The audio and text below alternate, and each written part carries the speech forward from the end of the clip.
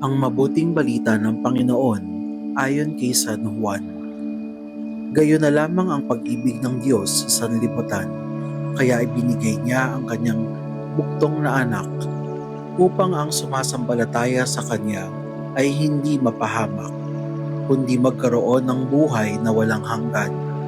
Sapagkat sinugo ng Diyos ang kanyang anak, hindi upang hatulang paparusahan ang sanlibutan, kundi upang iligtas ito sa pamamagitan niya. Hindi hinahatulang maparusahan ang nananampalataya sa buktong na anak ng Diyos, ngunit hinatulan ng parusahan ang hindi nananampalataya sa Kanya. Hinatulan sila sapagkat naparito sa sanlibutan ng ilaw, ngunit inibig pa ng mga tao ang dilim kaysa liwanag, sapagkat masama ang kanilang mga gawa. Ang gumagawa ng masama ay ayaw sa ilaw at hindi lumalapit dito upang hindi mahayag ang kanyang mga gawa. Ngunit ang namumuhay sa katotohanan ay lumalapit sa ilaw. Sa gayon, nahahayag na ang kanyang mga ginagawa'y pagsunod sa Diyos. Ang mabuting balita ng Panginoon. Pinupuri ka namin, Panginoong Hesukristo.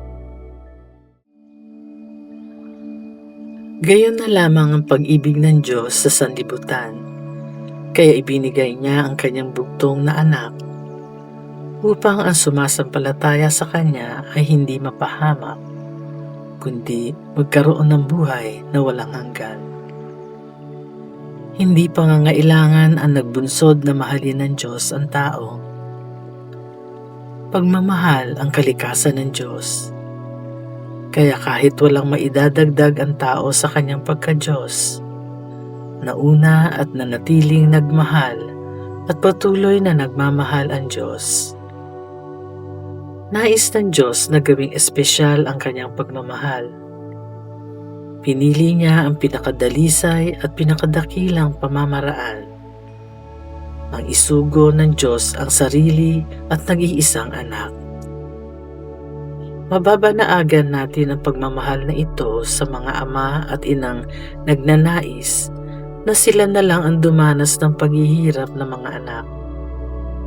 Iniisip ng mga magulang na marunong magmahal na mas magiging madali ang pagdadala ng mga pasakit kung sila na mismo ang dumanas nito. Pero sa Diyos, pinili niya ang mas mahirap. Ang makitang ang butong na anak ang siyang magdusa para sa kaligtasan ng lahat. Ang alay ng Diyos ay pagmamahal ng lubusan, maging mahirap man ito isakatuparan. Pag-ibig na walang inuurungan ang alay ng Diyos sa sangkatauhan. Buong buhay hanggang kamatayan at muling ipinagkakaloob sa muling pagkabuhay. Namnamin natin ang dakilang pag-ibig ng Diyos.